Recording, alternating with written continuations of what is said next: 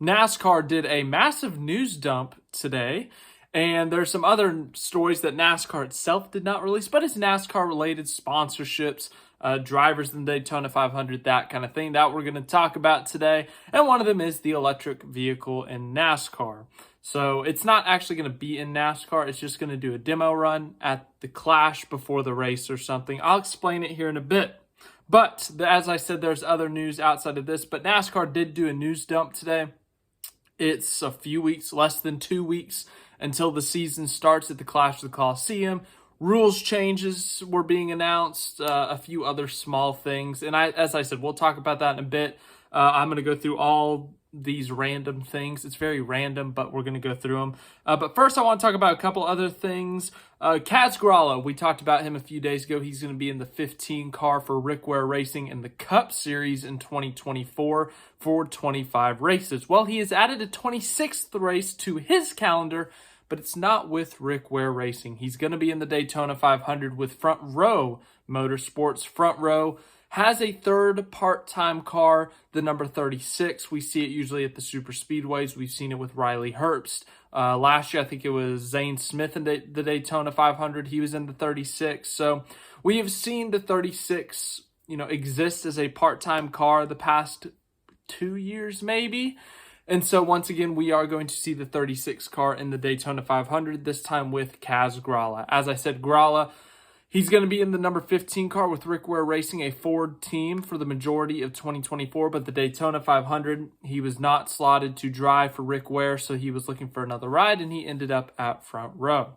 Now, up next, we have some sponsor news, and it has to do with Spire Motorsports and also the Daytona 500. Corey LaJoie has picked up a sponsor for the Daytona 500, and it is Chili's. Yes, Chili's, the restaurant chain across America, is going to be on the number 7 car in the Daytona 500. They posted this tarp or this, blanket over the car, whatever that thing is officially called, teasing their paint scheme, I guess, or that they're going to have a paint scheme eventually, obviously. But I'm curious to see what this car looks like. Chili's in NASCAR. I like it. I've been to Chili's quite a few times in my life. My grandpa loves Chili's, so I'm excited to see what this car looks like. Might have to go to Chili's to celebrate, but it'll be interesting to see what that's all about. Spire Motorsports Chili's have a deal. I don't know how many races. I think this race is a primary, and then I think they have a few races as an associate sponsor. So we'll see what ends up this Chili's car looks like. We're going to do more paint scheme reviews. We're going to do like one every Sunday or Saturday, Sunday. I'll let you know. But for sure, this Sunday, part 2, 2024 paint schemes we're going to look at. We're going to look at Ross Chastain's Busch Beer, Chase Elliott's Lumar, William Byron's Valvoline, whoever else comes up. But more paint schemes will be looked at on Sunday, so get looking forward to that. And then as for everything else, I'll let you know in the community post. Now we get to the NASCAR news dump. NASCAR today, they made their rule tweaks like they do this every year, where there's a slight tweak to the rule, whether it's the stage breaks, whether it's qualifying, whether it's, something else that it's not a massive change, but, it's a tweak, as I said. So we're going to go through those, and then also just some announcements that they made. We're going to go through Bob Pockrass's Twitter. He tweeted everything that NASCAR said. NASCAR did not have a full article of it on their website. They only talked about the qualifying changes. But here we go. Get your ears open. So Wayne Otten, he is the Xfinity Series director. It will be his last season as Xfinity director. Eric Peterson will take over in 2025, for those of you who were curious. Next up, we have the drivers' meeting. Now, in May, Kyle Larson will not be able to make the drivers' meeting because he will be racing in the Indianapolis 500. And because of that, he is given a waiver. Usually you have to attend the driver's meeting or you drop to the rear of the field. I think that's usually what the punishment is. Well, because of his situation being at the Indianapolis 500, racing in the Indianapolis 500, I should specify, he has been given a free pass. You can miss the meeting. If there's anything important they say in there, someone will tell you that information. Next up, all races and trucks in Xfinity will have competitive pit stops. No non-competitive stops at standalone races. There was a couple of races, I think, in the past where the races were so short that there was no pit stops. And if there were, take your time. The positions will be the same as they were before the caution. So there you go with that. Pretty sure. I'm telling you, some of these are just super straightforward, and then some of them I'll dive deeper into. So yeah, just continue to power through. Charlotte, Gateway, and Nashville will be the Triple Truck Challenge races. That's like the races where they kind of give you bonuses if you finish the highest or something. There's certain incentives where there's a handful of races, 3 races, and they hand out bonus cash. They do the same thing in the Xfinity Series. That one's a dash for cash. That honestly might be the next tweet. No, it's not, but it is somewhere down here. Xfinity and trucks will go to a 9-gallon gas can. It was 11 gallons. Should decrease the weight by 10 to 15 pounds for those of you who are interested in the gas can size. Xfinity 1 or 2 car team has 1 backup car. A 3+ car team can have 2 backup cars for some races depending on the weekend schedule. Only 1 fully prepped with engine. Championship 4 each have a backup at Phoenix. Each organization must pick base color for backup car, then add decals. No wraps. It saves money. So money saving for less backup cars.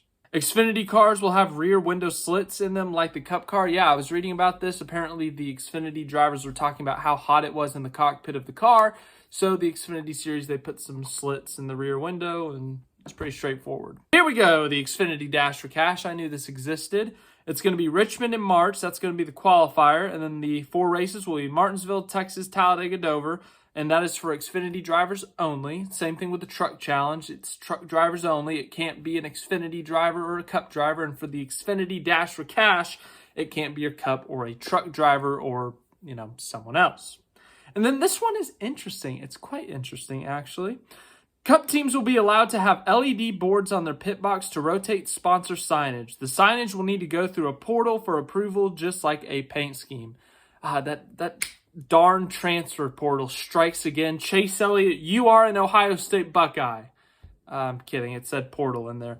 But I think this is talking about the pit wall or their pit box, something. Because you know how usually the pit box and the pit wall, it's like one single sponsor. Well, now they can have like rotating LED lights and stuff to change the sponsors. So for like Ross Chastain, he's number 1. That was the first person I thought of. It can flip from Busch Light to Moose to whatever other sponsors they have, So Busch Light, Moose, the blue car, the WWX Express, whatever that's called. You can kind of rotate those. That's what I'm picking up on from here. I'm not going to fully know it until I actually see it with my own eyes on TV or in person. Qualifying will be different. Well, qualifying itself won't be different, but the lineup itself will be different. The format is the same. However, the lineup set will, as I said, be different. Group A will determine the outside row for rows 6 through 20, so it's still going to be, round 1, round 2. If you make it to round 2, you're in the top 10. That sets rows 1 through 5. But for rows 6 through 20, which is, 11th through 40th, that will determine the inside or outside. If you're in Group A, that means you will be on the outside row, so you'll be rows 6 through 20. You'll be on the outside on the restart or the initial start of the race. If you are in Group B, you will be on the inside of the row. I think if I had to guess why this is happening is because the track conditions can be different from Group A to Group B, whether there's a cloud that comes over, whether it's a change in direction of wind, whatever it may be. Sometimes the conditions change for Group A and Group B. So if you qualified 6th in Group A and you miss out on the top 10 by like 100th of a second, but then everyone in Group B has much better track conditions and they all beat you by like a couple seconds or something, then you're starting 28th versus like 12th. So you kind of get screwed there in a sense. So I think that's why they're doing it if I had to guess. So obviously it'll make more sense once you actually see it. And then the next one is about Daytona. Of course, Ryan Preece flipped at Daytona in August, and that was due to him kind of digging into the grass, flipping up into the air and all that stuff. Well, they have done some removal of the grass on the backstretch at Daytona, and they're going to do more after the Daytona 500 and then after the 24 hours at Daytona this upcoming weekend. So to help, as I said, so that you don't dig into the ground, start flipping over, tumbling over, more risk of getting hurt, things like that. So they're going to rip up, some of the grass, pave it, make it all flat, smooth, cool. And then as for the rumble strips, because there's a backstretch chicane at Daytona for the Rolex 24 for the Daytona road course, they're going to remove those rumble strips for the Daytona 500 so that if you spin, you don't catch them and, start flying like a plane. And then also they're going to remove some rumble strips at the Watkins Glen bus stop. You go into that bus stop, you catch a lot of air going into there. I mean, they intentionally do that. They're aiming for them.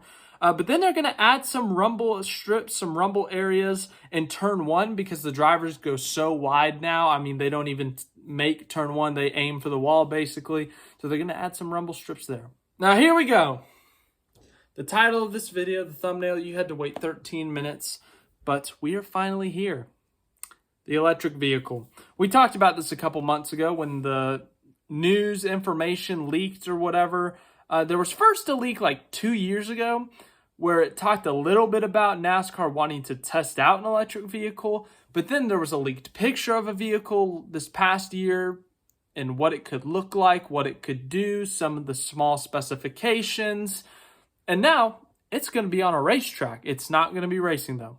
Don't stop rage commenting. I should have said that at the beginning of the video. It's too late. But it says NASCAR's battery electric vehicle that it is developing will do a demonstration run on the Sunday of the Clash. David Ragan, NASCAR legend, will drive it. Big news, the car has lights, Bob said the thing. No plans for a series yet. NASCAR also is looking at hydrogen combustible engine. NASCAR has tested its battery electric vehicle for 3 days at Martinsville. Did 340 laps over 3 days. David Ragan drove it. Compact utility vehicle body not specific to a manufacturer. Lap times on the third day within a couple tenths of a second from a Cup car. There's obviously a lot to process there. Number one is that the electric car vehicle is fast. I don't think that's really a surprise. They can make a pretty fast race car regardless. Anyways, yeah, so they're going to do this kind of demonstration run. There's no series being made as of today. They're just doing this demonstration run, okay? Just because electric vehicles have blown up in the last few years. They're not like Ferrari and F1. They're not literally blowing up, but popularity has exploded. Tesla, Ford has made their own electric vehicle, Mustang, weird looking things.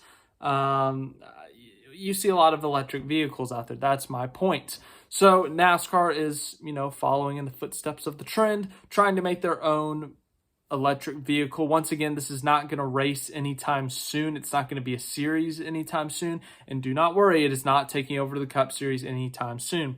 As for the hydrogen combustible engine, someone smarter than me could tell you all about it. I am not the person to tell you. I believe in you, the people, to look that up, or for someone smarter than me to explain it in the comments.